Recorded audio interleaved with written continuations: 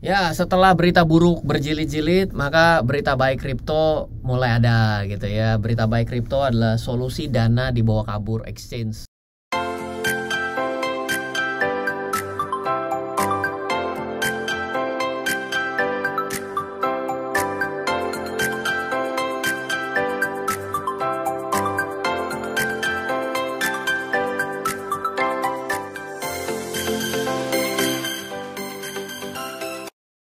Ya, setelah berita buruk berjilid-jilid, maka berita baik kripto mulai ada gitu ya. Berita baik kripto adalah solusi dana dibawa kabur exchange gitu. Jadi ya, ada beberapa orang yang mungkin baru join di RF Channel, selamat datang ya. Dan juga begitu datang langsung menghujat saya karena beberapa video yang mungkin dia tonton adalah beberapa berita buruk dari cryptocurrency dan berpikir bahwa terang aja Pak Ryan itu banyak di forex sehingga secara tidak langsung tidak akan mendukung yang namanya cryptocurrency gitu ya.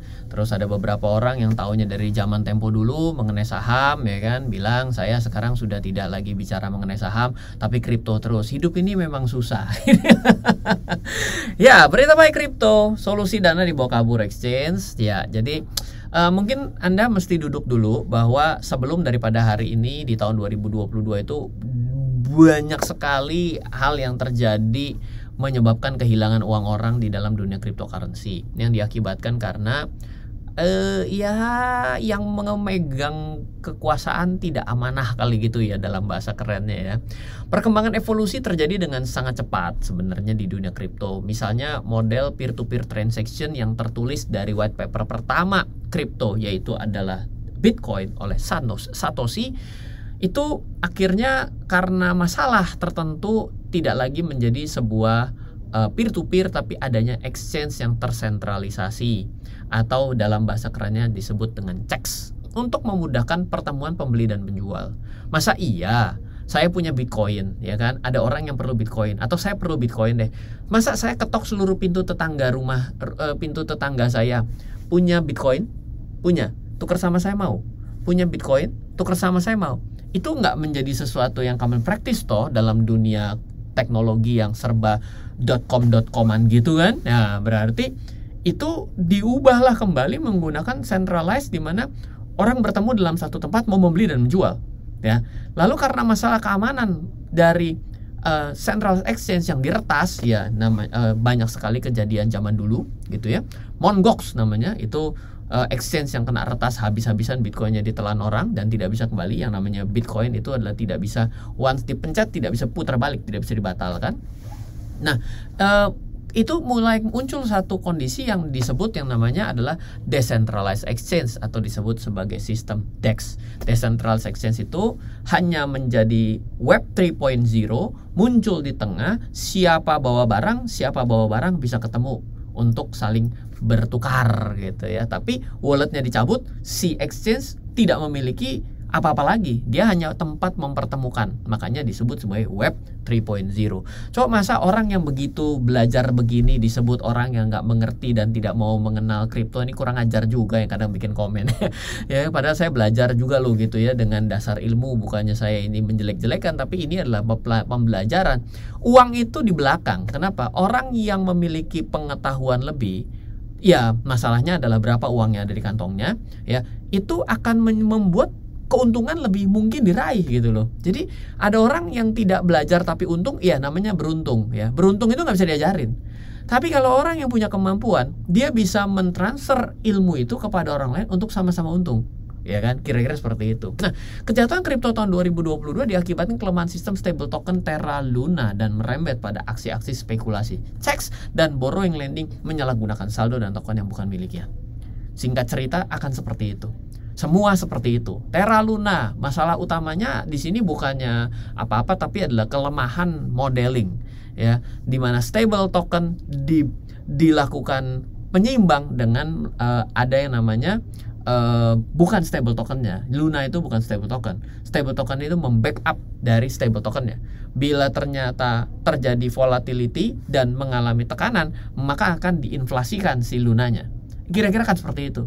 Dan ini dihajar habis Sehingga semua yang melakukan spekulasi di sana dengan melakukan aksi lending borrowing itu ikut-ikutan terimbas di sana. Itulah kejadian kripto tahun 2022. Sebenarnya solusi saat ini sudah ada, yaitu kembali pada konsep terdesentralisasi sendiri. Selama semangatnya terdesentralisasi, tidak menggunakan itu semua, maka itu aman-aman saja. Di luar si lunanya loh ya. Tidak perlu gunakan apapun yang ada di blockchain dengan konsep tersentralisasi. Jadi bila Anda mau aman, sebenarnya tidak terpapar. Aman dalam arti kata bukan rugi loh ya, karena harga koin kan bisa turun. Anda beli emas juga bisa turun kok gitu ya. Tidak perlu gunakan apapun yang ada di blockchain, konsepnya yang tersentralisasi, maka itu sudah mencederai semangat blockchain itu sendiri. Maka bisa menggunakan all things yang bernama dApps, decentralized apps.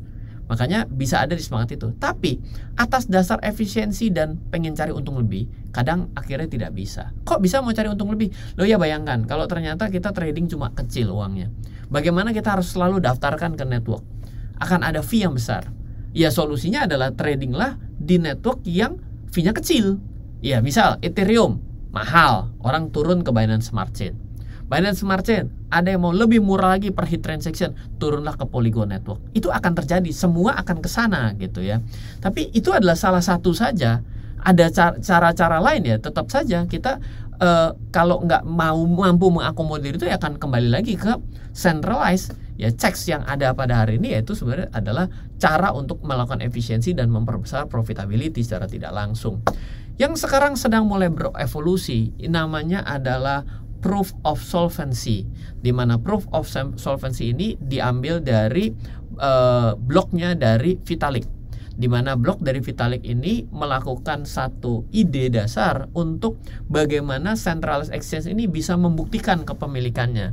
Jadi sekarang di Binance itu sedang membuat satu konsep disebut sebagai proof of reserve. Jadi artinya adalah secara berkala dilakukan snapshot dan dipastikan di audit ya, itu nilainya kita bisa cross check apakah betul kita memasukkan koin di sana dan koin kita masih stay ada di sana secara pembandingnya.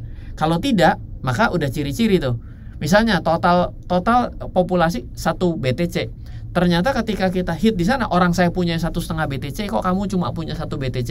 Berarti kamu kan gitu ya. Nah, itu yang sedang dilakukan ya. Nah, akhir kata, yang mengatakan semua masalah yang datang di crypto world hari ini adalah mengawali hilangnya dunia kripto itu adalah anggapan yang keliru kalau menurut saya. Karena apa? Karena marketnya berevolusi dengan cepat.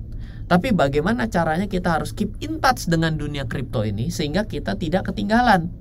Orang mulai belajar apa, baru mulai belajar NFT misalnya, ya kan mulai ketinggalan gitu ya.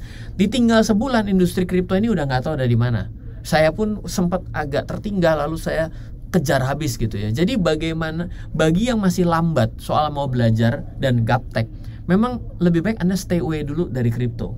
Ini bukannya akhirnya jadi memberikan black campaign ya, tapi saya akan berusaha untuk memberikan literasi ya. Literasi itu adalah harus nggak bisa memberikan motivasi terus-menerus, itu namanya adalah motivator dan saya bukan.